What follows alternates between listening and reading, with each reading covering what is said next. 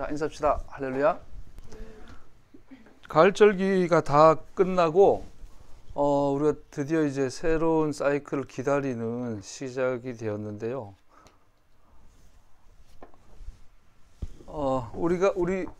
우리나라랑 좀 반대죠. 우리나라는 봄에 씨앗을 뿌리고 가을에 수확을 하잖아요. 그러나 이스라엘의 그 절기 이른 비가 가을에 오고 늦은 비가 봄에 오죠. 그래서 절기가 끝나는 이 시즌에 씨를 뿌리는 시간이 되죠. 그래서 쉐메드 아차레스 끝나고 나면 새로운 사이클을 기다리는, 패삭을 기다리는 이 시간 동안은 주님의 절기는 없죠. 수전절이라는 것이 있긴 있지만 주님의 절기로 해서 씨를 뿌리고 나면 우리가 우리나라로 치면 보리 수확하고 같겠어요. 보리를 늦가을에 뿌리면 이른 봄에 보리 수확을 하는데 그 겨울 동안 땅이 얼어요. 그 이제 봄방학 때쯤 되면 우리 보리 수확을 하는데 그 전에 겨울방학 때 우리 어릴 때 했던 게 보리 밟기를 해요. 땅은 얼어 있는데 이 보리 씨가 살았는지 모르죠. 그런데 봄이 되면 새싹이 날 것을 믿고 기대하고 기경해주고 뭐 거름도 주고 또 밟아주고 이렇게 하죠. 봄이 되면 어림없이 청보리가 푸르게 자라나요. 씨를 뿌리는 행위는 믿음의 행위죠. 우리가 이제 한 절기가 마무리되고 봄 절기를 기다리면서 우리는 또 다른 씨를 뿌립니다. 그래서 내년 봄에 어떤 새싹이 돋아날지를 기대하며 매년을 새롭게 시작을 하게 되죠. 쉐미니 아체렛 천년 왕국을 지나서 영원한 백보자 심판을 넘어선 둘째 사명을 넘어선 영혼의 세계를 상징한다고 믿을 수 있는 쉐미니 아체렛을 지나 우리는 또 다른 씨를 뿌립니다. 그리고 내년 봄을 기대하면서 주님께서 내려주실 이른 비와 늦은 비를 기다립니다. 공교롭게도 오늘 3년 사이클에서 쉐미니 아체렛이 끝난 첫 번째 102번째 102번째 토라 포션 파라샤는 민수기 5장 11절에서 31절이에요. 그런데 성경 전체에서 가장 이해하기 어려운, 또 심지어 더군다나 오늘날 소위 페미니스트 여성 해방 운동하는 분들의 여권 신장 운동이 어느 때보다도 가장 강력하게 전 세계에서, 좀 전에 기사 찾다가 못 찾았는데 기사 제목이 어느 법전에는 여자, 그녀라는 단어가 나오지 않는 법전, 우리나라 법인지 기사 제목만 보다가 찾다가 못 찾았는데, 그래서 이제 지금 우리나라 사회의 가장 그 많이 화두가 여권 신장이죠. 여권.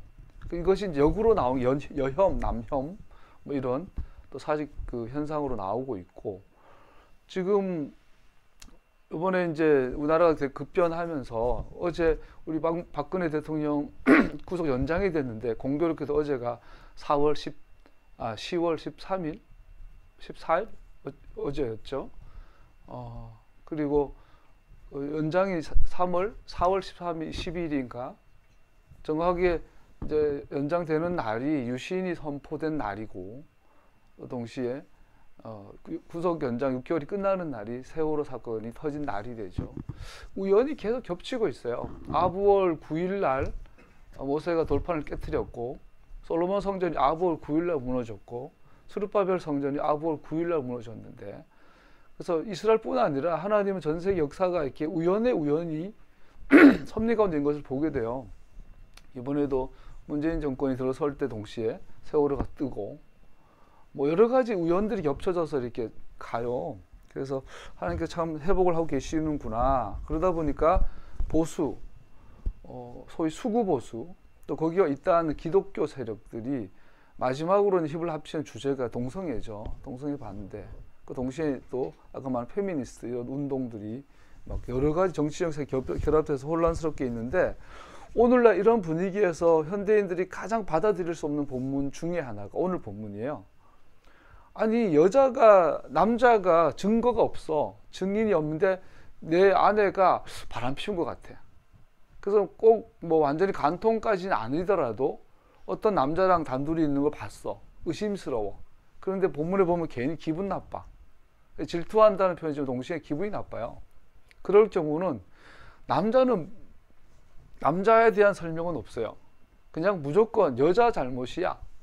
그 여자를 그냥 아무 이유 없이 내가 질투하는데 기분 나쁘다고, 질투가 난다고, 의심스럽다는 이유 하나로 여자를 고발하면 그 여자는 범죄 대상이 되는 거예요. 조사 대상이 되고 그 조사도 아주 굉장히 비합리적이에요. 그냥 뭐 물에다가 흙 타가지고 마셨는데 죄를 범하면 속이 다 타버리고 넓적다리가 뜯어지고 죄가 없으면 그냥 아무 일 없고 남자는 오늘 말하면 무고죄도 성립이 안 돼요. 그리고 남자가 의심이 된다는 이유 하나로 이혼할 수도 있는 근거를 마련해주는 본문이에요.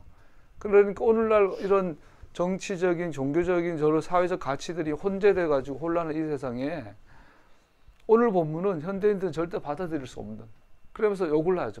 이 토라는 폐해졌고 기독교는 그냥 완전히 욕할 수 있는, 이렇게 할 수 있는 본문이에요.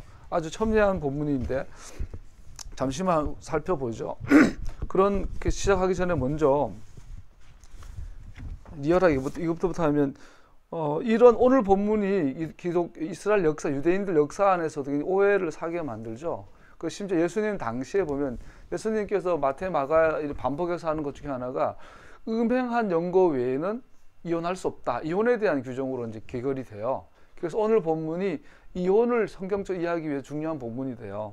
그래서 오늘 본문을 가지고 예수님께서는 하나를 이혼 사유를 허락해 주신 딱 하나의 이유를 말해줘요. 원래 하나님 이혼을 원하지 않는데 상대방이 음행했을 때, 그것도 여자가 아니라 누구든지 음행했을 경우에는 이혼을 요구할 수 있다라고 예수님께서 정리를 해주시죠. 근데 이것을 당시에 1세기 유대교, 예수님 당시 유대교로 돌아가 보면 굉장히 특이점을 발견할 수 있어요. 예수님 당시 이혼은 되게 쉬웠어요. 아무 이유 없어요. 아까 말한 것처럼 바리새인들이 예수님께 이렇게 물어봐요. 사람이 어떤 이유로 그 아내를 버리는 것이 옳습니까?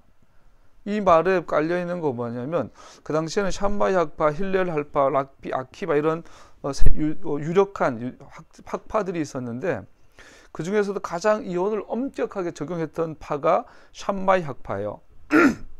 그럼에도 불구하고 샴바이 학파가 내세웠던 최대 조건들의 이혼의 사유들을 보면 샴바이 학파라고 했는데 가장 근본적이고 이혼을 엄격하게 금지하고 이혼 사유를 까다롭게 했던 학파가 주장했던 이혼의 타당한 조건을 읽어보면 여러분들 실소가 나올 거예요. 온갖 종류의 단정치 못한 행동들이 포함되는데 예를 들어서 여자가 머리를 푼 채로 거리를 돌아다니면 이혼이에요. 거리에서 배를 짜면 이혼이에요. 남자들과 다정스럽게 말을 나누면 이혼이에요. 남편 앞에서 시부모를 험담하면 이혼이에요. 남편이 하는 말이 야단스러워 이웃집에게까지 들릴 정도로 시끄러우면 이혼이에요. 널리 안 좋은 소문이 나면 이혼이에요. 결혼하기 전에 속인 일들이 드러나면 이혼이에요. 쉽게 말해서 여자가 다 걸려요. 남편 보기에 그냥 싫어. 목소리가 너무 커. 머리 냄새가 나. 이혼이. 그래도 이혼하게 할 수 있었던 시대가 예수님 당시에 그래도 비교적 엄격했던 학파의 주장들이에요. 그런 자들이 와서 예수님한테 이혼의 조건이 뭐예요? 그랬더니 예수님이 한 가지 정리해 주죠. 음행한 연고 외에는 버릴 수 없다. 이혼할 수 없다고 정해 주는 거예요. 이런 게 시간 흘러가면서 유대교 안에서도 오늘 민수기 5장의 규정은 사라져요. 우선은 제사장이 없고 우선 성전이 없어졌기 때문에 현실적으로도 이걸 소타 규정이라고 그러는데 사타라는 단어는 탈선하다가 번역이 탈선하다, 길을 잘못 들다, 돌아가다, 옆으로 빗나가다 이런 뜻을 갖고 있는데 여자가 탈선하면 이 본문이죠. 그래서 탈선한 여자, 소위 성적으로 일탈한 여자에 대한 이 규정은 이스라엘 역사가 흘러가면서도 더 이상 규정이 사라져요. 우선 말한 것처럼 성전이 없고 제사장이 없어요. 또 더 나아가서 이런 질문이 아까 우리가 했던 질문, 아니 왜 남자는 왜 여자만 그래요? 이런 질문이 나다 보니까 랍비들이 전통적으로 이렇게 해석을 해요. 남자가 문제 없을 경우, 즉 남자는 성적으로 아무런 문제 없을 경우에 여자가 그런 문제가 드러나면 이렇게 적용한다. 근데 이것이 말이 안 되잖아요. 남자가 문제 없다는 것도 증명해야 될 거 아니에요. 또 남자가 문제 없었던 적이 없잖아요. 오늘 하프타라 보면 호세아 시대인데 호세아 시절에는 영적으로 뿐만 아니라 실제적으로 사회적으로도 너무 음란하다 보니까 순결한 남자를 찾을 수가 없어요. 그래서 남자가 우선은 성적으로 순결을 해야 여자가 조금 의심스러우면 고발할 수 있는데 우선은 뭐 호사 시대는 그냥 여자는 음란한 여자는 떠나서 남자 자체가 너무나 음란한 사회예요. 영적으로도 이 사회적으로도. 그러다 보니까 이 법이 더 이상 의미가 없어지는 거예요. 소타법이. 그러다 보니까 예수님 당시에는 이 소타 규정이 지켜질 이유도 없고, 그러니까 이거를 자의적으로 마음껏 해석을 해가지고 이혼을 정당화하는. 그렇잖아요. 남자 여자가 살다 보면 남자는 죽을 때까지 성욕이 살아 있어요. 남자의 이 성욕은 이거는 뭐랄까 자율신경계예요. 내 지능을 받지 않아요. 그냥 몸이 반응하는 로봇의 메커니즘이죠. 근데 여자는 안 그렇죠. 여자는 나이가 들면 성욕이 사라지죠. 폐경기가 오고 이렇게 하면. 남자 여자는 달라요. 결혼하고 나서 시간이 흘러가면 반드시 남자는 성적인 이게 갭이 온단 말이에요. 그러니까 이 이혼 규정을, 소타 규정을 가지고 남자들은 마음껏 뭐 이혼하게 되는 막 그렇게 할 수 있는 자기 변명을 찾아내는 거리가 되기도 했다고 그러죠. 자, 그런 본문도 하기 전에, 그렇기 때문에 오늘 이 본문은 정말로 첨예해요. 오늘날 현대사회에서 특별히 어느 때보다도 이 페미니스트, 여권 신작 운동이 강력히 일어난 이 사회에 토라를 어떻게 적용하고 배워야 할까? 사실은 결론을 알고 나면 너무나 중요한 규정이고 너무나 소중하다는 것을 알 수가 있어요. 좀 더 본문을 잠깐만 살펴보도록 하죠. 의심스러운 남편을 둔 아내를 위한 법적 수단, 그러니까 아내가 의심스러운 남편을 둔 법적 수단을 토라가 왜 제공하지 않는지. 예. 여자가 의심스러우면 소타 규정이 적용이 되는데 이런 질문을 하게 된다는 거죠. 읽다 보면. 그러면 여자가 보기에 남자가 의심스러워. 그런데 왜 그런 남자는 고발할 수 있는 토라 규정이 없는지 우린 질문해 볼 수 있어요. 그래서 오늘 우리 셀 해모 교수님의 이 표현을 좀 주목을 하고 본문으로 들어가야 돼요. 뭐라고 말하면 오늘 본문은 오늘 본문에서 본문을 지나치게 많은 것을 읽지 않도록 주의해야 합니다. 우리가 토라를 읽을 때 기억해야 될 것은 주님께서 우리에게 주시고자 하는 교훈이 있어요. 그 교훈의 바운더리를 지나서까지 읽으려고 하지 말아야 할 경우가 참 많아요. 특별히 그 시대의 마술적인 행습들을 기초로 하여 그렇게 하기보다 우리는 저자가 우리에게 말하고 있는 말을 이해하도록 노력해야 합니다. 우리가 기록된 성경이나 모든 책을 읽을 때 가장 중요한 건 저자의 의도죠. 저자는 이 말을 하고 싶어서 기록해 놨는데 우리는 그걸 뭐 본문 비평, 자료 비평, 역사 비평 무슨 하면서 본문에서 말하는 것 그 의도 그 이상을 자꾸 연구하고 탐구를 해요. 그러다 보면 결국은 오리무중에 빠지죠. 진리는 온데가 안 데가 없고, 그 대표적으로 적용될 수 있는 규정이 오늘 규정이에요. 오늘 규정을 어떻게든 이해해 보려고 여러 방면으로 접근을 시도하면 결국은 길을 잃어요. 한 가지 주님께서 하고 싶은 말이 66권 전체의 이 배경 안에서 이해해 볼 필요가 있다라는 거죠. 그래서 오늘 본문을 후기 랍비들은 이렇게 해석을 하죠. 남편이 부정하면 소타 의식은 아내에게 행동하는데 결정적 효과가 없다. 그래서 어떻게 이제 합리적으로 해석을 하냐면 랍비들이 남편이 정하다는 것을 전제로 하고 남편은 순결하다, 부정하지 않다라는 것을 전제로 하고 이 소타 규정이 적용된다라고 랍비들은 후기 랍비들은 해석을 해왔다고 그래요. 그런데 예수님은 이렇게 말씀하죠. 누구든지 아내를 버리고 다른 여자에게 장가드는 남자는 아내에게 간음을 범하는 것이요. 아내가 남편을 버리고 다른 남자와 결혼하면 그 여자는 간음하는 것이다. 이 말은 마가복음 10장에 나온 이 말을 보면 예수님 당시에는 여성에게 청구권이 주어져 있고 또한 여성이 무언가를 청구할 수 있는 법률 제도가 이미 제정되어 있었음도 보여주죠. 예수님은 남편과 아내 모두에게 같은 기준을 적용하고 있는 것을 볼 수 있어요. 그래서 랍비들이 소타 규정을 가지고 여자에게만 적용하는 것을 어떻게 합리화 보려고 자꾸 흘러왔지만 예수님은 아주 파격적으로 아니야, 이것은 여자에게도 남자에게도 동일하게 적용이 돼, 음행한 연고 외에, 이렇게 말하고 있는 거죠. 처음에 전제는 조금 복잡해요. 넘어가죠. 아내가 다른 남자와 부정한 행동을 했다는 어떤 증거를 남편이 가지고 있지만 그녀가 간음을 행했음을 확증할 증인이 없을 경우에입니다. 만약에 아내가 간음을 행했는데 증인이 있으면 이거는 그냥 사형이에요. 죽음이에요. 근데 문제는 남자가 보기에 정황상 이 여자가 분명히 문제가 있는데 증인이 없어. 그럴 경우에는 제사장을 찾아가서 내가 여자 의심합니다. 그러면 제사장이 소타 규정을 적용한다고 그러죠. 그리고 이것의 기본 이런 규정이 주어지고 이런 일이 일어나는 원인은 남자의 질투심이에요. 남자의 질투. 좋은 의미의 질투이기도 하지만 부정적으로 그냥 여자가 마음에 안 들어. 쉽게 말해가. 그냥 살다 보면 지겨워. 이혼의 핑계거리를 찾을 경우에 또 많이 사용될 수 있는 부분이기도 하죠. 12절에 보면 아내가 잘못하여 남편을 배반하는 단어가 나와요. 이 마알, 여기서 이제 우리가 마알, 이 배반하다는 단어에서 이 규정의 소중함을 발견할 수 있는데, 이 배반하다고 번역된 이것은 마알이라고 되어 있어요. 개역 개정에 보면 신의를 저버리다 이런 뜻을 갖고 있는데, 이 마알이라는 단어는 부성실하게 부정하게 행하다, 반역적으로 행하다, 또 신의를 버리다 이런 뜻을 갖고 있어요. 이스라엘과 하나님 관계를 이 마알이라는 단어는 배반하다라는 단어인데 성경 전체에서 항상 이스라엘과 하나님과 관계에서 쓰던 단어예요. 이 단어를 오늘 민수기 기자는 모세는 의도적으로 사용하고 있어요. 그래서 오늘 남자와 여자가 서로 마알하는데 그 주체가 여자예요. 여자가 남자에게 마알하다라는 이 배경을 집어넣고 있고, 이 배경 안에서 호세아가 기록이 되고 아까 말한 예수님 당시 이혼 규정도 적용이 되는 것을 볼 수 있죠.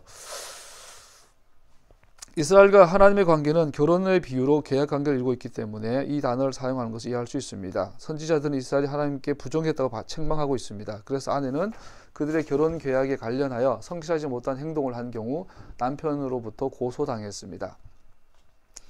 왜 남자는 이런 질문을 우선 접어두다라는 거예요. 이 토라 이 본문의 기자가 우리가 하고 싶은 말은 왜 남자는이라는 질문을 하기 전에 여자가 남편에게, 즉 이스라엘이 하나님께 마알하다라는 것에 집중하자라는 거예요.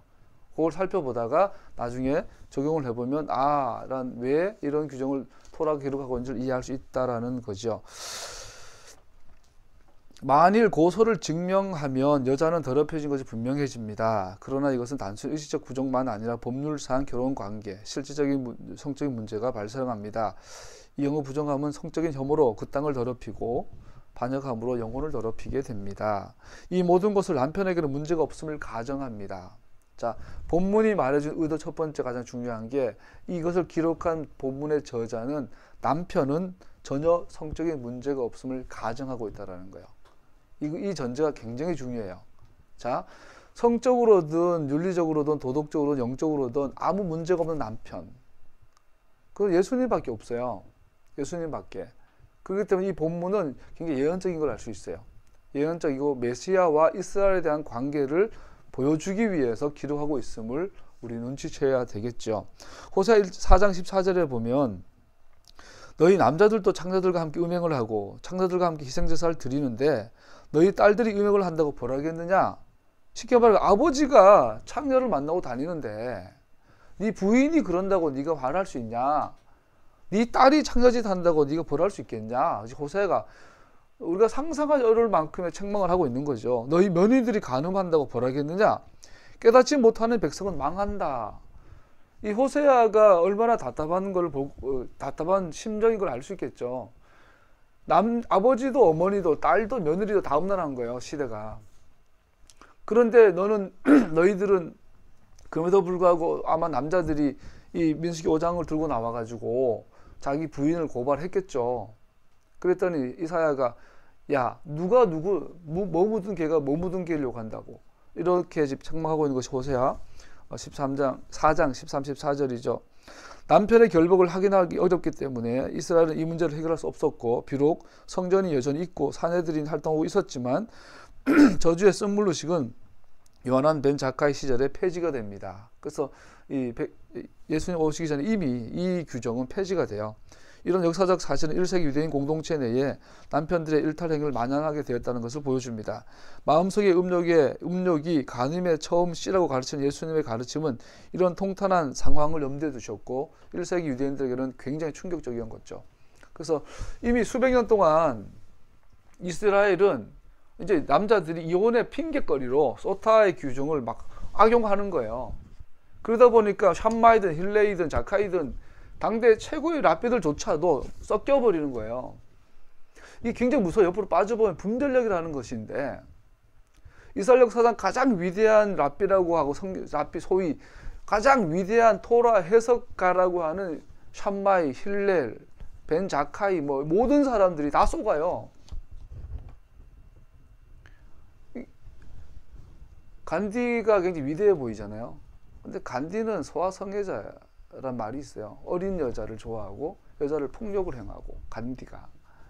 손양원 목사님 뭐 사랑의 원자탄, 손양원 목사님 사모님을 폭행하던 분이에요. 뭐 개인적으로 그분들 욕하는 게 아니고 존경하고 존경할 거니까. 우리가 우리 속에 있어요. 이 남성들, 특별히 남자 속에 이게 있어요. 우리 박정희 대통령도 영부인을 그렇게 많이 때렸대요. 유경수 여사를. 그러니까 이 속에 있어요. 유대인이든 우리 본능 속에 남자들이 아무래도 주도권이 있으니까 여자를 이용해 악용하는 거죠. 자기의 일탈들을. 여기에 대해서 이제 반작용으로 요즘 여성 운동이 일어나는데, 또 여성 운동 자체가 또 이게 너무 또 어긋나는 부분도 있고. 자, 문제는 이거예요. 토라의 최고 전문가들조차도 이런 음행, 이혼, 결혼, 부부관계에 있어서는 정확한 하나님의 길을 보기 어렵다라는 거예요. 그래서 예수님께 하신 말씀이 위대하고, 야고보가 말한 남편은 아내를 그리스도가 교회를 사랑하듯이 전제를 딱 까는 거죠. 여기서 아내를 사랑하라. 그런 남편을 아내는 복종해라. 이것이 성경 전체가 흐르게 해주는 소타 규정을 통해서 주시는 메시지예요. 이것은 오늘날 얼마나 중요하냐면, 에스겔에 보면 하나님이 땅에 떨어져요. 하나님의 이름을 거론받는 하나님의 백성들 때문에, 오늘 말하면 저 공산주의 때문에 하나님 이름이 땅에 떨어진 게 아니에요. 저기 불교 신자 때문에, 이슬람 때문에, 공산주의자 때문에, 뭐 요번에 이영복인가 김영복인가 그 살인자들 때문에 하나님이 땅에 떨어지지 않아요. 하나님의 이름은 모든 시대에 하나님의 백성들을 통해 땅에 떨어져요.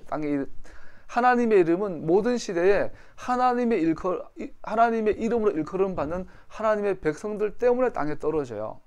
자, 그럼 반대로 하나님의 이름이 세상에서 경외함을 받고 하나님 이름을 두려워하고 하나님의 이름을 무서워하게 되는 일은 반대로 하나님의 이름으로 일컬음받은 하나님의 백성들 통해서 일어나는데, 구체적으로 그것이 어떻게 통해서 일어나냐면, 이게 굉장히 중요해요. 부부관계 회복을 통해서 일어나요. 교회 부흥이 아니에요. 교회 성장이라든지 아주사 부흥, 웨일즈 부흥 이런 것들 통해 가지고 부분적으로는 그렇죠. 뭐 평양 대부흥, 뭐 우리나라 70만이 되는 뭐 오순절차 교회, 뭐 10만이 넘는 장로교 최대 교회가 전 세계 가장 큰 게 한국에 있고, 이런 부흥과 성장을 통해서 하나님의 이름이 높임 받는 게 아니고, 성경적 원리는 간단해요. 가정, 특히 부부 관계 회복을 통해서 하나님의 이름이 세상에서 높임을 받아요. 그래서 오늘 소타 규정은 굉장히 첨예하면서도 우리한테 참 어려우면서도 굉장히 중요한 것이 되는 거죠. 그래서 가장 우리가 토라를 지키면서도 가장 어려운 부분이에요. 그래서 제가 아주 유머러스하게 이거를, 세상에서 가장 사랑하기 어려운 게 부부예요.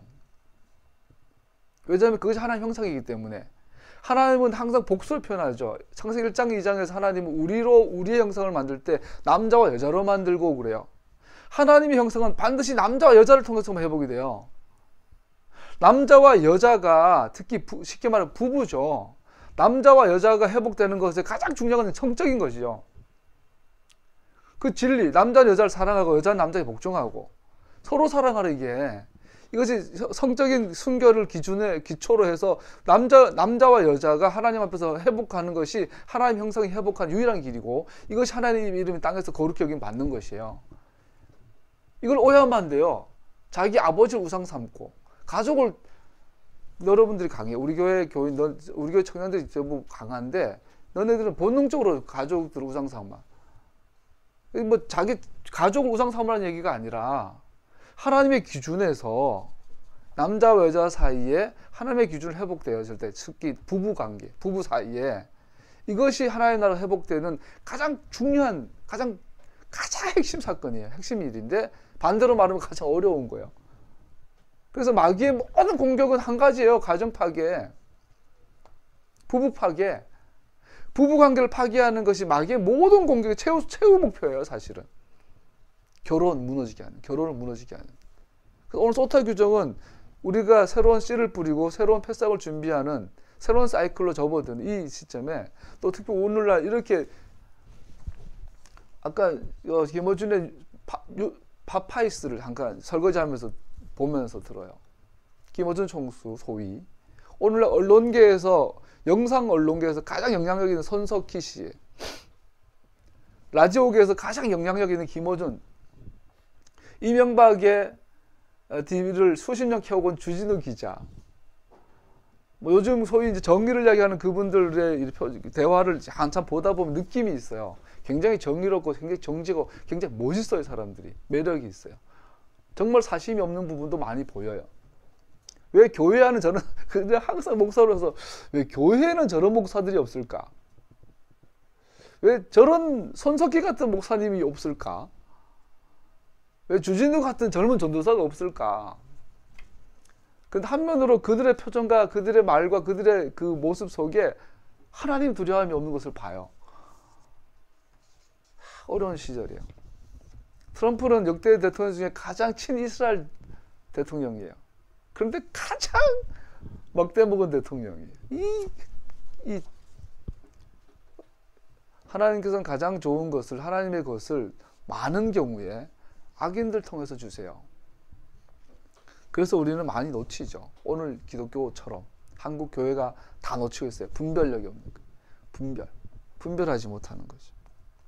자, 예수님께서 오셔가지고 음행한 연고 외에는 버릴 수 없느니라. 이 말에 힐렐이 깨지고 샴마이가 깨지고 뭐 라삐 아피가 아키바 뭐 요셉 벤 자카이 다 깨지는 거예요. 이제. 쿵 하는 거예요. 그래서 예수님이 설교하고 나면 라삐들이 바리새인들 벌벌 떨죠. 도대체 저 말은 어디서 배운 거야? 저 권세는 어디서 온 거야? 이렇게 하는 거죠. 보지 못하는. 야고보가 한마디 정해줘요. 남편 아내를 사랑하고 아내 남편 복종해라. 이것이 하나님의 나라예요. 그것을 통해서 하나님 형상이 회복이 되고 그것을 통해서 하나님 이름이 땅에 높임받죠. 자, 이런 말씀을 주신 토라의 근거가 소타 규정이 되는 것이죠. 이런 흐름 속에서 호세아는 아까 눈물로 호소했던 것을 볼 수 있어요. 질투의 문제는 피할 수 없는 문제입니다. 만일 남편이나 아내가 자신의 배우자가 부정하다고 의심이 되면 이 문제는 직면해야만 하고 반드시 해결점을 찾아야만 합니다. 자, 부부관계 첫 번째 해결하는 첫 번째는 꺼리낌이 없어야 돼요. 남편 보기에 자기 아내가 요만큼의 의심스러우면 이건 반드시 직면해야 돼요. 여자가 보기에 자기 남편이 영적으로, 성적으로, 특별히 성적으로 조금이라도 의심이 되면 이것은 반드시 직면해야 돼요. 청소하다가 귀찮다고 카페트 밑에 다 쓸어 넣어버려 덮어버리면 장작은 깨끗한데 신학이 지나고 나면 곰팡이 피고 썩죠. 이 부부관계의 아주 독특함과 절대성이 이거죠. 부부관계 안에는 다른 게 끼어들면 안 되지요. 카펫 아래 감추는 것은 관계의 파괴만을 불러옵니다. 소타의식은 남편이 자신의 질투를 표현할 수 있도록 해주며 아내의 부정을 증명하거나 결백을 증명하는 기회를 줍니다. 자, 소타 규정의 첫 번째 의의가 또 하나가 오늘 우리 적용할 수 있는 것이 남편과 아내 사이에 서로에게 뭐 다른 거 말고요. 뭐 비상금 좀 꼬불쳐두고 뭐 이런 거 말고 내 남편의 눈빛에 내 남편이 싹 지나가는데 낯선 여인 향기가 나. 그럼 이거는 짚고 넘어가야 된다라는 거죠. 소파 규정이 준 첫 번째 의의가. 둘 사이에 뭔가 숨겨진 것이 있으면 안 된다. 아내가 결백하다고 남편과 아내의 관계 회복될 수 있을까? 오직 남편이 정말로 결백하고 하나님께 복종한다면 판단을 수용할 수 있고 아내를 온전히 받아들일 수 있겠죠. 자, 소타 규정을 적용을 했는데 여자한테 아무 문제가 없어. 그런다고 받아들여주나? 아니죠. 남편이 결백해야 되죠. 이미 아내가 생각해보세요. 어떤 부부가 있는데 남편이 여자 의심스러워가지고 무작정 고발을 했어. 갔더니 만인이 보는 앞에서 막 말아 쓴 저주의 물을 마셨어. 아무 일 없었어. 그 여자는 이제 순결하다는 게 증명이 된 거야. 그런데 남성과 여자 사이에 감정의 고룬 해결이 안 되죠. 서로가 이제부터 의심은 진짜부터 지금부터 시작되는 거야 이제. 그러니까 이 규정은 아주 우리에게 첫 번째 주는 게 뭐죠? 아까 말씀드린 것처럼 남편과 아내 사이에 뭔가 좀 의심스러운 게 있으면 서로가 해명할 수 있고 증명할 수 있는 기회를 줘라 라고 말하고 있죠.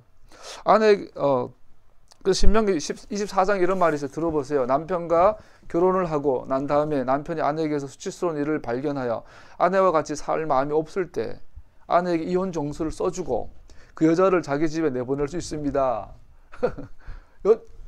다른 없어. 뭐라고 말하냐면 남편이 그냥 살 마음이 없어. 그러면 이혼 정서 써주고 내보내버리면 된대.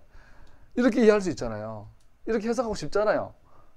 유대인들 수백 년 동안 그렇게 해왔잖아요. 그 여자가 그 집을 떠나가서 다른 남자의 아내가 그렇게 될 경우 그 여자는 또 이게 있어요. 다른 데 재혼해라. 그런데 재혼했다가 그 남자가 죽고 또 이혼당해서 다시 옛날 남편하고 만날 수는 없다. 이거는 간음이고 이것은 그 땅을 더럽힌다. 그 여자가 이미 몸을 더럽혔으므로 그를 내보낸 첫 번째 남편은 그를 다시 아내로 받아들일 수 없습니다. 이런 일은 주님 앞에서 역겨운 일입니다. 당신들의 하나님이 당신들에게 유산으로 주신 땅을 죄로 물들게 해서는 안 됩니다. 목표가 있어요. 신명기 24장에서 남자와 여자 사이에는 음란하거나 간음이 있으면 안 돼요. 근데 그 최종 이유가 뭐냐면 땅을 더럽히지 않기 위해서. 이건 뭐예요? 나라의 개념이죠. 하나의 나라, 즉 하나님의 공동체가 하나님 앞에 구별된 상태를 유지하기 위해서 부부 사이에 성결이 있어야 된다고 신명기 24장은 이렇게 말하고 있죠. 이거를 가지고 예수님께서 이렇게 말씀하세요. 이걸 해석해 주세요. 예수님은 이 신명기 24장 본문을 결혼 안에서 성적인 부정함의 문제로 축소시켜 줍니다. 축소시켜 아니라 이렇게 포커스를 맞춰 줍니다. 내가 너에게 말한다. 음행한 까닭이 아닌데도 아내를 버리고 다른 여자에게 장가드는 사람은 누구나 간음하는 것이다. 예수님 당시 아까 말씀드린 것처럼 유대인들은 여자가 머리만 헝클고 돌아다녀도 이혼, 소리만 커도 이혼, 밥을 했는데 반찬이 마음에 안 들면 이혼. 막 그래서 아까 신명기 24장 1절처럼 아내와 같이 살 마음이 없으면 이혼할 수 있다는 이 규정을 막 적용하는 그 사회에 예수님께 경종을 울리는 거죠. 음행한 확실한 증거가 없으면 이혼하지 말아라. 소타 규정, 윤수기 5장으로 돌아가는 거예요. 그럼 음행한 확실한 증거를 어떻게 잡습니까? 쉽게 말할 수 없는 부분이에요. 이건 그죠? 그래서 이것을 예수님께서 음행한 것 외에는 이혼할 수 없다라고 명해주죠. 거룩한 물은 물두멍에 물이었을 것이고 오지 그릇은 흙으로 만든 그릇이었을 것이고 그 거룩한 물을 오지 그릇에 담아서 거기다가 성막 마당에 흙을 섞어서 저주의 쓴물을 만들고 이것을 먹어야 하죠. 이것을 먹기 전에 그 물에다가 라피드에 가면 여자의 죄를 쓰잖아요. 죄를 쓸 때 거기다가 아도나의 이름이 들어가요. 그 죄를 양피지에 그 죄를 쓰는데 그 양피지에 쓴 거를 이 물에다가 이제 빨아야 돼요. 씻어야 돼요. 그래서 씻었을 때 이 여자가 죄가 있으면 주님의 아도나이라는 이름이 지워진대요. 유대인들 전승에 하면. 근데 여자가 결백하면 주님의 이름이 남아있다라는 거죠. 그래서 라피드 이런 말을 해줬대요. 그 저주의 쓴물에다가 양피지에 기록한 죄를 흔들어 씻을 때 내 딸이 술로, 내 딸이 수다로, 내 딸이 농담으로, 내 딸이 나쁜 친구로 물들었습니다.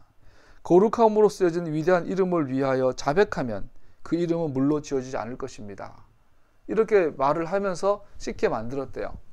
그러니까 이전에 뭘 요구한 거죠? 씻기 전에 자백하라는 거예요. 그래서 이 본문이 주는 두 번째 우리에게 주는 뭐냐면 서로에게 뭐 찝찝한 게 없어야 된다. 그러니까 서로에게 정직하게 자백해라.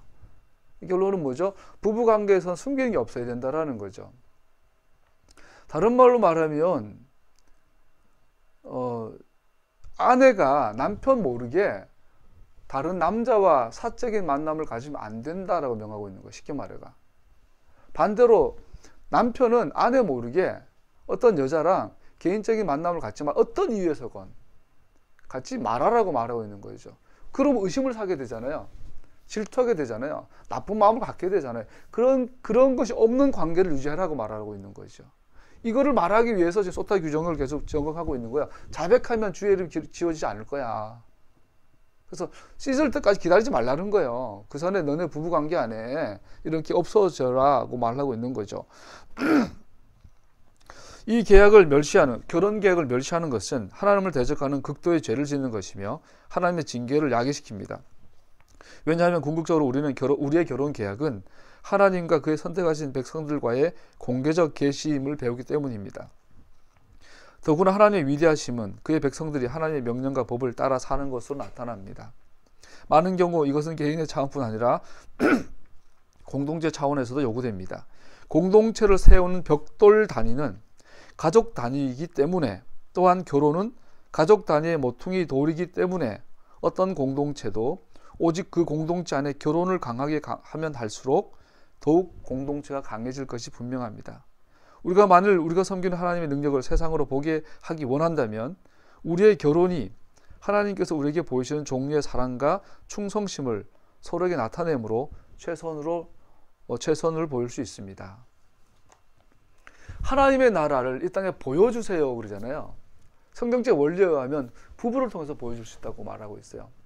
물론 여러 가지 관계들이 있지만 가장 근원적으로 남자와 여자가 하나님의 기준으로 회복이 되는 그 공동체, 가족이죠. 가정. 이 가정이 기초 블록들이 돼서 이 블록들이 쌓여서 하나의 집이 되잖아요. 그것이 공동체가 되는 거죠. 이 일을 통하여 세상은 하나님을 본다라는 것이죠. 그리고 반대로 오늘날 교회 안의 이혼율이 세상의 이혼율보다 더 상회하죠. 미국도 한국도. 하나님의 땅에 떨어진 증거 중에 하나죠. 우리의 결혼을 부지런히 보호할 것을 명하고 있는 겁니다. 소타 규정은 우리에게 또 주는 우리에게 세 번째 교훈은 결혼을 보호하라. 결혼을 보호하라고 말하고 있죠. 남편과 아내는 서로에게 보다 더 사적인 자리를 갖는 사람을 두어서는 안 됩니다. 이성 간의 우정, 이성 간의 교제는 질투심을 일으킬 기회를 주지 않는 완전히 비난받을 여지가 없어야 합니다. 그래서 이성 간의 어떤 만남이든 이것은 상대 배우자에게 조금의 의심을 줄 만한 거리를 만들지 말아라 라고 말하는 거죠. 오늘 소타 규정을 통해서. 굉장히 어려운 부분이에요. 그죠? 옛날에 뭐 농사 짓고 하정을 우리가 집 사람, 안 사람 그러잖아요. 요즘은 부인을 안 사람이라고 말하면 요거도 먹죠. 여자들도 다 사생활 하니까 집 지킨 여자가 존재가 아니잖아요. 옛날처럼. 옛날에 하정 집만 지킬 때는 뭐 내 여자가 딴 남자 만나는 것은 극히 드무니까 뭐 지금보다 훨씬 덜 할 텐데, 지금 여자들 대부분 사생활하고 사생활 안 해도 뭐 하정을 집에 있지 않잖아요. 뭐 센터를 가고 누구 만나고 뭐 이렇게 하잖아요. 이런 사회를 살면서 항상 내 아내가, 내 남편이 누군가를 못 만나게 한다는 것은 사실 불가능하죠. 그만큼 더 첨예하고 어려운 시대이긴 하지만 가장 기본 원리는 두 사이에 숨기는 건 없어야 한다라는 거죠. 이게 말세라는 거 알겠죠? 말세예요. 현실적으로 어렵죠. 그럼에도 불구하고 원리를 우리는 지속적으로 우리를 적용해야 돼요. 이것이 가정을 보호하는 방법이에요. 남편과 아내는, 다시 한번 읽어드릴게요. 남편과 아내는 서로 사이보다 더 사적인 누군가의 관계가 있어서는 안 된다. 이게 결혼의 절대성이에요. 심지어 부모조차도. 이성 간의 우정은 질투심을 일으킬 기회를 주지 않는 적이 없고 완전히 비난을 면할 여지가 없지 않다. 여지가 있다. 우리 결혼을 보호하는 최선의 방법은 남편과 아내가 함께 서로의 사귐에 지속적으로 자라나는 것이다. 우리의 영혼의 원수는 마귀는 교활합니다. 누군가를 향한 순수한 관심과 그들의 필요를 채워주고 싶은 마음으로 시작한다고 해도 그것이 어리석은 분별 없는 방식으로 행해진다면 부적절한 관계로 변할 수 있습니다. 어떤 아가씨나 남자를 돕기 원한다면 부부가 함께 도와야 하며 아니면 다른 사람과 함께 해야 합니다. 결코 혼자 도와서는 안 됩니다. 이것이 서로의 짐을 져주려 하는 우리의 소망을 제롭게 적용하는 것입니다. 아키바의 말 넘어가고, 다른 말로 하면 간음을 행한 자에게 결혼은 공동체로부터 인가되지 않습니다. 소타 규정을 주는 또 하나의 원리는 하나가 뭐냐면, 부부 관계 안에 간음이 일어나서 서로의 관계에 파괴가 일어나면 이것은 공동체로부터 제거되지 않는다라는 거죠. 예를 들어서 어떤 여자가 간음을 해요. 그래서 이혼을 당해요. 그래서 다른 남자, 그 간음 대상자와 결혼을 해요. 그러면 공동체에서 쫓겨나요. 오늘날하고 달라요. 오늘날처럼 막 이동이 자유로운 시대는 인류 역사상 얼마 안 돼요. 300년밖에 안 돼요. 불과 300년 전만 해도 우리는 이동의 자유가 없던, 자유에서 타의에 의해서 없던 사회, 지구는 그랬어요. 그리고 이동이 없다라는 이야기는 대부분이 집성촌이고 마을 자체가 하나의 가족 공동체죠. 그래서 방랑자, 유랑자, 나그네들은 목숨 걸고 나그네질 하는 거예요. 고대 사회 특별히 이 어떤 지역 공동체, 지방 공동체에, 불합 공동체에 속하지 않은 상태에서 내가 이동한다는 것은 오늘 죽을지도 모르는 삶을 사는 거예요. 공동체에서 배제된다는 것은 실존의 문제죠. 음란을 행하고 간음을 통해서는 그 간음을 통하여 생기는 그 부부가 있을 거 아니에요. 요즘 내로남불. 내가 하면 로만스, 다른 사람이 하면 불륜. 우리 서로 사랑하게 해주세요. 과거에는 안 통해요. 공동체가 재개하지 않는다는 걸 소타 규정은 말해주죠. 마가복음 10장 11, 12절 예수께서 그들에게 말씀하셨다. 누구든지 아내를 버리고 다른 여자에게 장가드는 남자는 아내에게 간음을 범하는 것이요. 또 아내가 남편을 버리고 다른 남자와 결혼하면 그 여자는 간음하는 것이다. 이 말은 그 마을에서 쫓겨난다는 이야기죠. 공동체는 간음으로 시작된 관계를 제거하지 않습니다. 왜냐하면 제거하는 것은 그와 같은 죄를 계속 공동체가 일어날 수 있도록 방치하는 것이기 때문입니다. 하나님 나라의 원리예요. 이것은 간통을 용서하지 못한다는 것을 의미하는 것은 아닙니다. 간통죄를 지은 사람과 결혼하는 것은 물론 하나님 진실되게 해결을 하면 용서를 받죠. 그러나 현실적으로 보세요. 누군가가 간음과 간통을 통해서 이혼을 당했다가 얼마 있다가 나 누군가 새로 만났는데 우리 결혼했으니까 어르신 와서 우리 축복해 주시고 우리 결혼에 참여해 주시고 받아주세요. 그럴 수 있죠. 근데 그런 경우는 합리적 의심을 해봐야죠. 지가 생존을 위해서 공동체에 들어오기 위해서 해결했습니다 라고 말할 수 있잖아요. 그렇기 때문에 근본적으로 간음과 간통 허용하지 않는 것을 볼 수 있죠.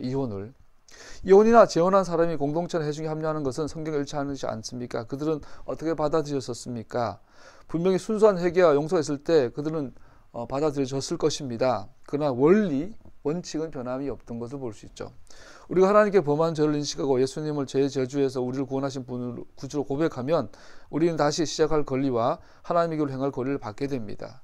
누구든지 그리스도 안에 있으면서 새로운 피조물이다. 옛것이 지나갔습니다. 보십시오. 새것이 되었습니다. 토라의 원리 원칙은 간음 외에 이혼을 금지하고 있어요. 그럼에도 불구하고 부득이 이혼한 사람들이 있고 죄를 범한 사람들이 있어요. 그런 경우는 분명히 말하기를 쉽게 공동체에 들어오지 못한다. 진짜 회개해야 한다. 진정한 회개여야 한다라고 원리를 말해주고 있죠. 메시아에 보면 어느 누구도 이등심이 없습니다. 간음을 범한 적이 있던 없던 회개하고 나면 똑같다라는 거죠. 우리 모두는 하나님의 영광에 멸관드리며 죄의 폭압에서 구원받은 것이 무엇인지 나타내는 삶을 살아있는 실정들입니다. 우리 모두가 우리의 결혼이 하나님의 자비를 보여주는 증인으로 세워지도록 노력할 때 우리는 다 함께 예수님께서 그의 신부를 사랑하는 방법을 증명하게 될 것입니다. 옆으로 좀 빠져보면 거의 다 끝났는데요. 제가 여러분과 자주 나눌 때 이제 앞으로 이제 미래가 다가올수록 그저께 어떤 기사를 보니까 2025년이 되면 25년이 아니라 앞으로 25년 뒤가 되면 인간의 자동차 운전하는 걸 금지하는 법이 생길 거래요. 더 이상 사람이 운전을 못하도록 하는 법이 생길 거래요. 자율주행이 완전해지면 그 로봇 운전하면 사고 확률이 거의 1%대로 하나 숫자로 줄겠죠. 막 시스템대로 움직이면. 자, 쉽게 말해 앞으로 20년, 30년 뒤 우리 은재가 16살이니까 36. 은재가 어느 나이가 되면 운전이 금지가 되는 거다, 인간은. 자, 그때가 되면 어떤 사회가 될까요? 가장 많은 질문, 인간이란 무엇인가? 근본적으로 제가 인간이 무엇인가 하는 질문을 하게 될 거예요. 교회는 여기에 답을 준비해. 인간이란 무엇일까? 사람 목을 잘라가 이식을 해버려. 이게 몸을 이식해버려. 심장 정도가 아니라. 심장 이식은 빈번하게 일어날 것이고. 또 지금 말한 것처럼 그 유전자 가위. 유전자 가위. 유전자 해독이 끝났어요. 기술적인 문제, 이론적으로 가능하지, 아직 이론적으로는 유전자를 이렇게 조립하는 게 이론적으로 가능하대요. 기술적인 문제만 남은 거예요. 이건 시간 문제죠. 그래서 이제 어떤 부부가 결혼을 해요. 그러면 이제 유전자 가위 기술을 갖고 있는 회사를 찾아가겠죠. 정부 허가받은. 나는 우리 아이가 축구를 좀 잘했으면 좋겠어요. 나는 우리 집안에 대대적으로 탈모가 있는데 탈모 없게 해주세요. 옵션이 올라가요. 아이를 낳을 때마다, 그죠? 옵션마다 이제 비용이 지불이 되겠죠. 인간이란 무엇인가? 어디까지가 인간인가? 내가 계약한 돼지가 홍성에서 살고 있어. 우리 집안은 대대적으로 간이 약해. 그러니까 나는 돈을 써서 홍성에 있는 유전자 조작 돼지의 몸속에 내 간이 살고 있어. 살다가 내 간이 고장나면 그걸 이식하는 거야. 이런 사회가 이제는 20, 30년 안에 이미 현실이 될 것이고, 사물 인터넷, 상상하지 못할 인간이란 무엇인가에 대한 이 질문 앞에 가장 먼저 무너진 건 가족의 개념이죠. 가족이라는 개념이 이미 많이 변화가 일어나고 앞으로도 엄청나게 변화할 거예요. 우리나라가 얼마나 빨리 변했냐면 불과 10년 전만 해도 결혼 전에 동거한다, 결혼 전에 뭐 서로 뭐 깊이 사귄다, 손잡는다, 여행 다닌다 상상도 못했죠. 근데 지금은 결혼 전에 여행 안 가고, 결혼 전에 뭐 성관계 안 하고, 결혼 전에 동거 한번 안 해보는 것을 촌스럽게 보는 시대가. TV에서 막 자랑을 해요. 내가 어떤 여자를 만나고 누구를 만났고, 창피한 줄 모르는 시대가 됐어요. 가족이란 무엇인가? 그리고 가족이가 됐을 때도 이제는 성에 대한 관념도 무너지죠. 과거에는 아이는 결혼을 해서 아빠와 엄마가 서로 결혼을 해서 아이가 태어나는데, 이제는 결혼 없이 그러지 않아요? 지금 인구가 절벽 시대가 와가지고 너무 고령화가 되니까 아이가 안 태어나. 애 키우기가 너무 어려워. 이게 프랑스와 영국처럼 이제는 결혼 안 하고 결혼의 제도 밖에서 아이를 낳을 수 있도록 사회 제도가 바뀌고 있죠. 우리나라도. 이제는 가족이라는 게 이제 무너져요. 이런 사회가 소위 마지막 적그리스도 사회가 되는 거죠. 여기에 대해서 교회는 완전 무방비로 지금 준비가 안 되어 있어요. 태극기 들고 저기 돌아다니느라 그걸 못하고 있어요. 시대를 분별하지 못하고 있는 것이죠. 성경은 소타 규정을 통해 이렇게 말하고 있어요. 결혼이 무엇인지, 가족이 무엇인지. 결혼이 뭔지, 가족이 무엇인지 부부가 먼저 정리가 돼야 간통이 정리가 될 거 아니에요. 부부가 무엇인지가 정리가 안 돼 있는데 간통이 뭔지, 간음이 뭔지 정리가 안 되잖아요. 토라는 토라는 기준을 정해주고 설명해주고 판단해주는 것이 토라인데, 문제는 이 토라를 설명해주고 적용해줄 토라 티처들이 사라지고 있다는 거죠. 그래서 호세아가 말하는 것처럼 아도나이, 주님을 아는 지식이 없어 망한다다. 내 백성이 주님을 아는 지식이 없어 망한다다. 사람들이 무슨 소리예요? 메시아닉 운동가 일어나고 있는데요. 토라 회복되고 있는데요. 만만의 콩떡이. 메시아닉 운동 이러면 뭐해? 거짓에 다 쏟고 있는데. 저는 TK 5.18 항쟁, 옛날에 5.18 민주동산에 갔을 때 울컥한 적이 있었는데, 항상 지금까지 의미는 그랬어요. 그래도 공수부대가 자위권을 발표한 거 아니었어? 왜냐면 기록이 그렇게 돼 있었으니까. 근데 이번에 지난주 드러났죠. 경찰 기록에 의하면 기록이 조작된 거예요. 오히려 시민군이 자위권을 발동해, 자위권 차원에서 파출소에 무기고를 습격해가지고 무장한 거예요. 자위권이에요. 정당방위였어요. 정반대로 교회는 쏘갔던 거예요. 5.18 사건만 봐도. 그래서 교회 안에서 5.18 사건은 항상 마귀 역사였어요. 교회는 거기에 대해서 정부를 동조했어야만 했어요. 이렇게 진실이 드러나고 있는데, 국정원에서 국정원 현직 직원을 신분을 변해가지고 신학교에 입학을 시켰대요. 그래서 목사 안수를 받게 했대요. 현재 목사로 활동하면서 관제됨을 주동하는 자가 있대요. 국정원 현직 직원으로. 교회는 쏘갔어요. 왜 쏘갔을까요? 우리도 쏘갔어요. 이명박 장로님의 개인 간증을 듣고 울컥했어요. 하나님의 사람인 줄 알았어요. 그 팩트가 드러나죠. 다스는 누구 것입니까? 우리 여러분들 밥 먹다가 질문해요. 밥 먹다가 뜬금없이 다스는 누구 거니?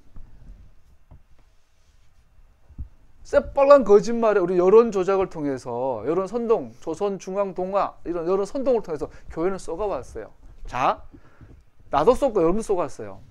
왜? 정보가 차단된 사회였으니까. 지금은 정보가 차단되지 않는 사회가 앞으로는 더 그럴 거예요. 소위 사물 인터넷이 현실화되고 완전히 그 실제가 되어버리면 정보 차단이 불가능한 지경에 이르를 거예요. 웬만한 건 다 노출되는 일반 사람들도. 지금 그래요. 더 이상 조선일보의 선동이 넘어가지 않아요, 사람들이. 더 이상 프레임이 안 먹혀, 이제.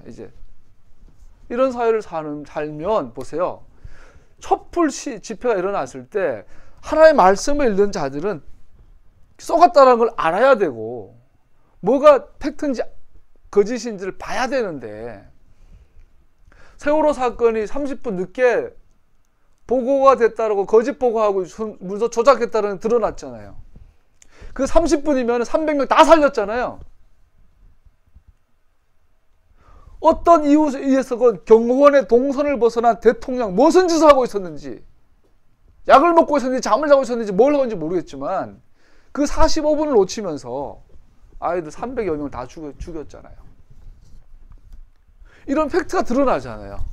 그러면은 교회는 이제 눈 뜨고 봐야 되죠. 왜 못 볼까요? 성경을 맨날 읽으면 뭐합니까? 토라 공부하면 뭐합니까? 메시아닉 운동하면 뭐예요? 이번에 촛불 집회와 지금까지 이런 일련의 우리나라의 정치, 경제, 사회사를 보면서 보는 거죠. 눈이 가려졌구나. 하나님 안 지식이 없구나. 이걸 보게 되는 거죠. 여러분과 나에게 가장 분별해야 될 부분이 가정이란 무엇인가? 부부란 무엇인가? 이 부분에 있어서 아주 첨예한 영적 대결이 일어날 거예요. 여기에서 우리는 토라의 정확한 규정 가운데 서야 하지요. 그러므로 정말로 주님의 재림은 세상의 이 첫째 부활, 첫째 죽음은 다가오고 있어요. 호세아는 말했습니다. 소타의 쓴물을 오직 남편이 명백하게 순결할 때만 받아들여집니다. 호세아는 전체의 문맥은 이걸 설명하고 있는 거예요. 민수기 5장의 소타 규정의 전제는 남편은 100% 순결해야 한다. 그래서 그 때문에 남편 너도 음란하고 부인도 음란한데 어떤 이 며느리가 음란하다고 욕할 수 있냐. 호세아는 말하고 있어요. 토라가 지켜지기 위해서는 남편은 100% 순결해야만 한다. 호세아 시절 남편들은 자신들도 우상의 이교 신전을 방문할 때 부정한 행동들을 했기 때문에 자신들의 부정한 상태에 대해 소타를 주장할 수 없었습니다. 분명한 것은 이스라엘은 자신들의 죄의 양심의 가책이 없었다는 것입니다. 우상 숭배의 방탕에 빠졌지만 이스라엘은 여전히 하나님의 받으실 만한 희생제사를 드린다고 생각했습니다. 사실 우상 숭배는 영적인 감각을 마비시킵니다. 호세아와 이사야는 동시대 인물이에요. 이들 이후에 100년, 110년 지나서 에스겔, 예레미야가 일어나요. 예레미야가 그러잖아요. 내가 언제 니들 보고 번제 드리려고 그랬냐? 이 성전이 하나님의 집이란 거짓말을 왜 믿냐? 이 성전 하나님 집 아니다고 말하죠. 그러면서 110년 전에 호세아를 통하여서 미가를 통하여서 아모스를 통하여서 이사야를 통해서 이미 말했다. 회개하라고. 이사야 시절에 하나님은 벌써 이미 호세아 시절에 이미 너네들은 다 썩어서 회개해야 되는데 너네들은 여전히 많은 재물, 많은 제사, 철저한 기도생활, 성전마다 절기마다 꽉꽉꽉 모인다. 그러면서 여러분들은 이전에 하나님의 전이라 말하는데 그 거짓말을 믿지 말아라. 호세아는 우리에게 경고하고 있죠. 우상 숭배, 영적인 우상 숭배, 그리고 현실적인 성적인 이런 우상 숭배는 영적인 감각을 마비시킵니다. 이게 발음이 되게 조심해야 돼. 시발단 많이 들어봤죠. 십자가 알바 군단 뭐 이런 거야. 하여튼 알바. 국정원, 기무사, 사이버 사령부는 댓글 조작하기 위해서 이명박 정권이 만들어낸 특별부대, 특수부대. 별 한 개짜리가 대통령, 국방부 장관에게 직속 보고하는 국방부 직속부대. 없던 부대를 만들었어요. 댓글 조작하려고. 국가 공권력이 대선 조작을 해서, 여론 조작을 해서 대선 정권을 탄생시키는 거기에 대해 선봉의 목사가 있어요. 시발단 사건의 이 내용은 아까 들어보니까 아직도 밝혀지지 않은 게 너무 많더라고요. 도대체 기독교는 어디까지 추태를 부려야 할까요? 하나님의 이름으로. 이것이 주를 위한 것이, 이것을 그리스도를 위한 것이, 이것을 예수님을 위한 것이다. 이것이 하나님을 위한 것이, 이것이 하나님의 영광을 위한 것이라고 말하는 그 거짓말을 믿지 말라. 호세아가, 이사야가, 그 100년 뒤에 일어난 예레미야가 오늘 우리에게 호소하고 있어요. 성도들에게, 한국 교회를 향하여 이것이 하나님의 뜻이다. 이것이 하나님의 길이다. 거짓말 믿지 마라. 이것이 메사니 운동, 이것이 토라 회복이다. 거짓말 믿지 마라. 말을 하고 있는 거죠. 속은 자는 속은 자가 책임입니다. 속인 자는 어차피 책임져야 되고, 속은 자도 자기 책임져야죠. 에베소 5장 25, 33절 읽었습니다. 바울이 이렇게 말하죠. 남편들이 메시아께서 그 회중을 사랑하듯 사랑하라고 권면하고 있습니다. 메시아 사랑, 개인적으로 성경에서 제일 마음에 안 들고 제일 읽기 싫은 본문이 이게 에베소서 5장이에요. 남편이 된 여러분, 아내를 사랑하기를 그리스도께서 교회를 사랑하셔서 교회를 위하여 자신을 내주신 같이 하십시오. 읽을 때마다 막 환장하겠어요. 왜? 어떻게 될지 모르잖아. 어제 새벽에 그 중증 장애인을 이제 밥을 주다가, 밥 주고 나서 20분 동안 약을 주거든요. 약을 주고 있는데 애가 갑자기 발작이 일어났어요. 뭐 매일 발작하니까 놀랍지도 않은데, 그 순간 나는 말씀을 듣고 있었어요. 마태복음 말씀 듣는데, 그때 말씀의 내용이 뭐였냐면, 변화산에서 내려오신 예수님이 앞에 그 귀신 들린 갈증병 걸린 여자아이가 있는데, 제자들이 기도했는데 안 나. 그때는 그 아버지가 예수님한테 달려가지고, 예수님, 내 아이가 귀신 들려서 저기 발작하는데 당신의 제자는 기도해도 안 되더라고요. 그 예수님 화가 내. 이 믿음이 없고 패역한 자들아, 내가 언제까지 너희들과 함께 있을까? 그 예수님께 기도하니까 귀신이 떠나가고 발작이 멈춰요. 그걸 듣고 있는데 내 앞에서 얘가 발작하고 있는 거야. 온몸을 막 떨고 막 꼬이고 막, 내 손에는 이게 주사기에 물이 놓고 있고. 그때 이런 느낌이, 어떡하라고 나보고. 기도했는데 안 되는데. 나는 믿음이 없고 패역한데 하나님 어떡하시라고요. 그러면 성경 전체가 너무 어떤 때는 부담이 되죠. 내가 성경을 읽으면 읽을수록 나의 존재와 내 삶과 나와 너무 괴리감이 느껴지는. 도대체 성경은 어느 나라 이야기야? 왜 이렇게 낯설고 왜 이렇게 순종하고 어려울까? 남편이 아내를 사랑하고 싶죠. 예수님처럼. 잘 되나? 오늘 돼? 반대로 선미야, 복종이 돼? 아니, 하나야 되는 건 알겠는데 되냐고. 내가 마비돼가지고 온몸에 사시 나오면서 발작하고 있는 애한테 예수님께서 기도해주면서, 이 믿음이 없고 패역한 놈들아, 내가 언제까지 너희가 함께 있으랴? 그러면서 기도하기 나왔는데 나는 안 돼. 나도 끝나고 나서 머리 손 얹고 막 기도했는데 안 돼. 난 믿음이 없고 패역한 세대, 이게 어떡하냐. 오늘 본문도 그래요. 아내를 사랑하라, 남편에게 복종하라. 그렇게 되길 원해요. 그렇게 하고 싶다니까. 안 되는 거 어떻게 해. 근데 성경에도 여기서 이제 해답은 정해주고 있어요. 다행히. 그래서 또 한 번 더 희망을 갖고 또 한 번 쏘가보죠 뭐. 남편 아내를 사랑하되 하나님께서 그로 말미암아 그녀를 위해 자신의 생명을 내어 놓을 것을 요구하신 것처럼 사랑하라고 말하고 있습니다.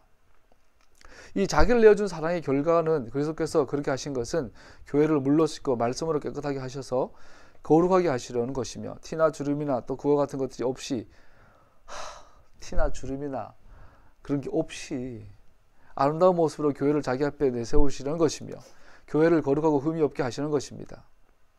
메시아께서 그의 신부인 모임을 거룩하게 변화시키는 방법은 자기 자신을 그녀에게 주는 것이었습니다. 그러면서 요한 1서 4장 19절에 힌트가 있어요. 어떻게 사랑하는지. 우리는 그를 사랑합니다. 직역하면, 왜냐하면 그가 먼저 우리를 사랑하셨기 때문입니다. 이 사랑은 노력으로 안 돼요. 근데 되는 방법이 있는데, 사랑을 받는 거예요.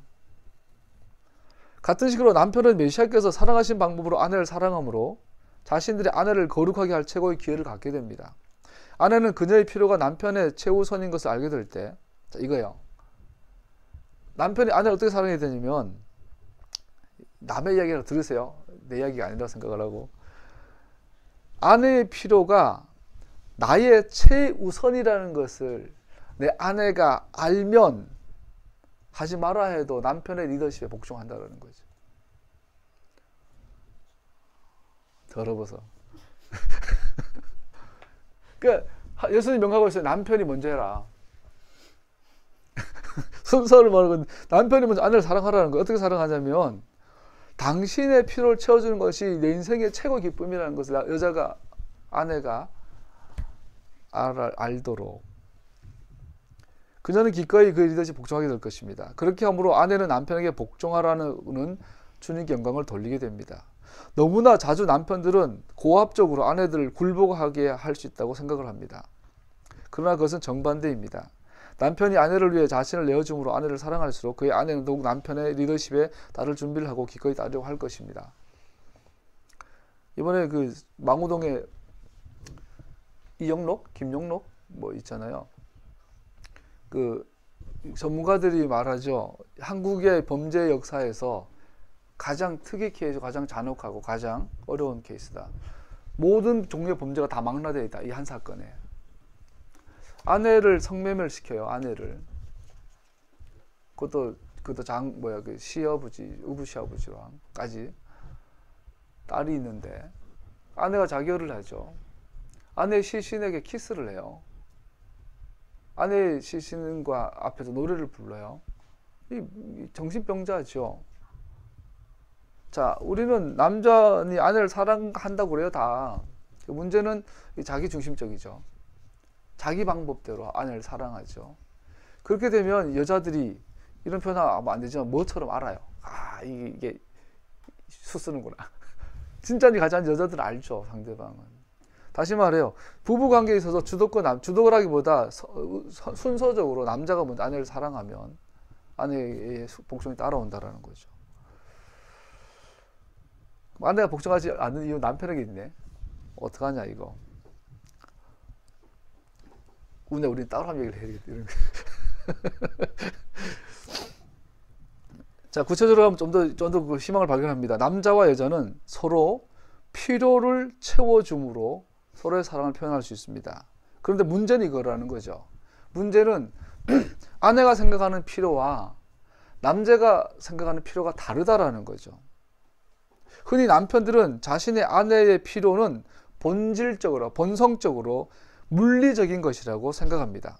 아내에게 고생해서 집을 사주고 음식을 제공하고 옷을 사주고 기초적인 보호를 제공하면 아내의 필요를 채워줬다라고 남자들은 대부분 확신한답니다. 그러나 여자들이 필요하는 것은 그런 것들이 아니라 자신들의 필요에 최우선에 두는 것은 여자들이 남편과 친밀한 교제를 하는 것이며 정서적인 공감을 하는 것이라고 합니다. 이거 안 믿어져. 돈도 없고 가난한데 무슨 정서적인 공감을 해요? 어느 정도 있어야지. 같이 가야 되겠죠. 여자는 물질적인 지원에 감사하지 않는 것이 아니라 여자는 근본적으로 사귐을 원하며 함께 삶을 나누는 것을 갈망하는 것입니다. 이것은 남편은 아내와 대화하려는 시간을 보내며 그녀에게 귀를 기울이고 그녀가 매일매일 만나는 문제들을 이해하려고 하는 것을 의미합니다. 그렇죠? 때부터도 그렇고 대부분 그래요. 여자들은 그냥 뭐 공감해주면 좋아, 뭐 정서를 나누고 그러길 원하는 것 같은데 남자들은 자꾸 분석하고, 그죠? 이게 할 거 다 했는데 왜 그래? 그리고 여자는 물리적 필요를 채워주는 행복한 책임일 뿐 아니라 그녀의 영혼을 건강하게 하고 하나님께서 남편과 아내 사이에 기대하신 특별한 사귐을 촉진합니다. 남자의 필요, 또 반대로 남자가 필요하는 것을 여자들이 잘 몰라요. 진짜 몰라요. 남자도 모르고 여자도 몰라요. 남자가 필요한 것은 인정받는 것이에요. 존중받는 것이. 이게 정말 어려워요. 근데 그렇잖아. 남자가 내 말을 안 들어주고 나와 공감해주지 않는데 내 남자를 인정해줘? 이게 불가능하지. 이게 서로가 서로 안 되는 거야, 이걸 가지고 우리는 전투한다, 그죠? 싸운다, 그러죠. 남자는 인정받는 거, 존중하는 거. 아들을 키울 때 아들은 자꾸 인정해줘야 돼요. 이제 인정해주면 남자들은 특이한 게요. 남자들은 인정받으면 버릇이 없어지는 것이 아니라 책임감이 강해져요. 대부분. 이걸 여자들이 몰라요. 근데 반대로 남자들 아까 말한 것처럼 여자들은 원하는 거는 어떤 이 관계를 원하고 공감을 원하는데 남자들 보기에 야 내가 너를 위해서 내가 진짜 너백 사주려고 내가 얼마나 고생한지 알아? 그걸 알아달라는 거 그거를. 근데 이게 안 맞는 거죠. 화성에서 한 놈은 목성에 살고 한 놈은 화성에서 살다가 온 거죠. 인정과 존경의 말은 남자로 자신의 책임을 더 강하게 지우게 합니다. 그러나 우리의 타락한 본성에 남자든 여자든 우리는 자신의 필요가 채워지도록 요구합니다. 문제는 타락한 본성이라는 거죠. 문제는 상대방이 나에게 먼저 해주기를 기다린다는 거죠. 이게 죽을 때까지 안 변해요. 남편을 통제해 자신의 필요를 채우도록 하려고 하는 아내는 결국 좌절하게 되어 있고 더 부족함, 궁핍함을 느끼게 됩니다. 자기 아내가 자신을 존경하고 자신을 인정하기를 요구하는 남자는 자신과 아내 사이의 거리만 더 만들 뿐입니다. 사랑은 채워져야만 합니다. 사랑은 강요될 수 없고 인위적일 수 없습니다. 남자와 여자 둘 사이에 서로의 필요를 채워준 성경적 기준에서 누군가가 먼저 해야 되는 거죠. 이게 손바닥이 마주쳐야 되는 거죠. 참 어려운 부분이에요. 처음부터 좀 잘 맞는 커플이 있을 수 있어요. 좀 낫죠. 근데 처음부터 참 안 맞는 커플이 있어요. 그런 사람들은 시간이 좀 더 걸리겠죠. 그러나 성경이 이렇게 말해요. 가정을 지켜라. 결혼을 보호해라. 노력하라는 거죠. 말씀을 마무리합니다. 바울은 29절 이렇게 말합니다. 자기 욕심을 미워하는 사람은 없습니다. 누구나 자기 욕심을 먹여 살리고 돌보기를 그리스도께서 교회를 그렇게 하시듯이 합니다. 힌트를 주는 거예요. 남자들아, 그리스도가 교회를 사랑하듯이 아내를 사랑해라. 그럼 그리스도가 교회를 사랑하듯이 되는 게 무엇일까? 우리가 일을 하다가 다치면 멈춰서서 자기 상처를 살펴보고 치료하죠. 이것이 자기 육신을 생각하는 것이란 거죠. 결혼 계약은 두 사람을 하나로 만드는 것이기에 남자는 사람이 자기가 다쳤을 때 보여준 것 같은 의지와 마음으로 자기 아내를 보호하는 것이 마땅합니다. 성경은 그래요. 남자 여자는 부모를 따라 하나가 됐다. 우리가 내 몸이 다치면 아무리 급한 일이 있어도 멈춰서 피도 닦고 연고도 바르고 하는 것처럼 이제는 한 몸이니까 내 몸처럼 해주라는 거죠. 말은 좋은데 배우자의 필요를 가장 우선하는 것으로 여기는 것이 사랑을 잘하게 하는 것입니다. 다시 말합니다. 부부관계의 가장 결론은 간단해요. 서로의 필요를 먼저 채워주라. 이게 어렵지만 해보라는 거죠. 우리 결혼의 힘은 다시 말씀드리지만 땅 위에 하나님의 이름의 영광을 위해 토라 공동체를 세우고자 하는 것에 가장 중요한 요소 중 하나입니다. 토라 공동체가 회복이 되어서 땅에 떨어진 하나님의 이름이 세상으로 말미암아 높임받게 하는 가장 강력한 수단, 가장 강력한 능력은 결혼에서 옵니다.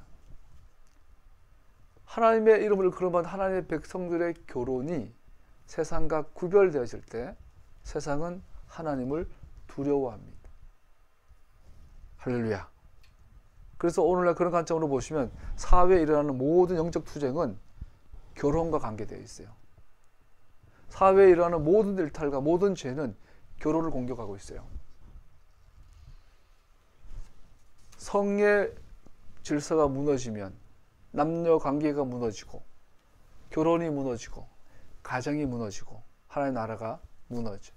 근데 이것이 사회에서나 교회 안에서나 똑같이 지금 전투가 일어나고 있는데 똑같이 패배하고 있어요. 심각한 문제죠. 우리의 숙제이기도 합니다. 저는 개인적으로 말씀 마무리하게 주시는 마음들이에요. 하나님 우리 교회도 부흥시켜주세요. 성장시켜주세요 하죠. 그러나 공교롭게도 올해 작년 초막절, 올해 초막절 지나는 그 1년 사이에 우리 교회에 많은 변화가 있잖아요. 결혼을 해요. 두 가정이 되었어요. 두 가정의 아이가 뱃속에서 자라나고 있고 내년 봄엔 또 한 가정이 생길 것 같아요. 또 가정을 이룰 사람들이 있어요. 우리 교회는 특이하게 가정으로 점점 이렇게 조직이 되어 가는 것 같아요.